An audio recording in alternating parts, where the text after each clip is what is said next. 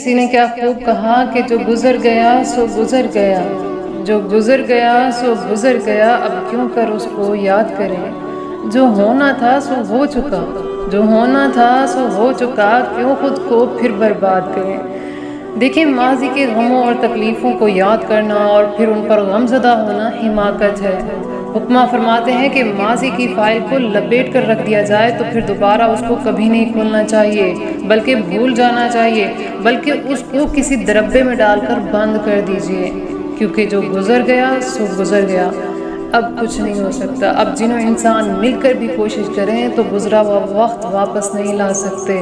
اب آپ چیخیں چلائیں کچھ بھی کر لیں، وہ وقت واپس نہیں آئے گا، کیونکہ آپ بچے کو ماں کے پیٹ میں، آنسو کو آنکھ میں واپس نہیں لا سکتے، ٹھیک اسی طرح آپ گزرا ہوا وقت واپس نہیں لا سکتے۔ دیکھیں، میرے نزدیک ماضی تو مردہ خانے کی طرح ہے، جس میں ہماری مختلف یادیں لاشوں کی طرح پڑی ہوئی ہیں، چاہے وہ اچھی ہیں یا بری، لیکن ہم کچھ بھی کر لیں ان کو دوبارہ زندہ نہیں کر سکتے۔ اچھا، آپ میں سے کون ہوگا جو بار بار مردہ خانے جانا پسند کرے گا؟ یقیناً کوئی نہیں ہوگا۔ تو آپ لوگ اپنے ماضی کے مردہ خانے کو بھی بند رکھیں، اس کے دروازے کو بند رکھیں، کبھی واپس اس کی طرف نہ دیکھیں۔ دیکھیں، ماضی کو یاد کرنا ایسے ہی ہے جیسے پسے ہوئے آٹے کو دوبارہ پیسنا، کٹی ہوئی لکڑی کو دوبارہ کاٹنا، کیونکہ ان سے کیا ہوگا؟ ایک تو آپ کا ٹائم ویسٹ ہوگا، انرجی ویسٹ ہوگی، اور حاصل بھی کچھ نہیں ہوگا۔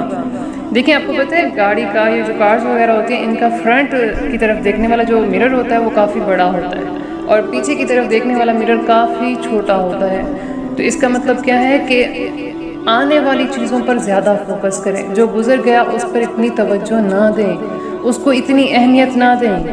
دیکھیں، ہوا آگے کی طرف چلتی ہے، پانی آگے کی طرف بہتا ہے، یہ سنت حیات ہے، اس کی کبھی بھی مخالفت نہ کریں۔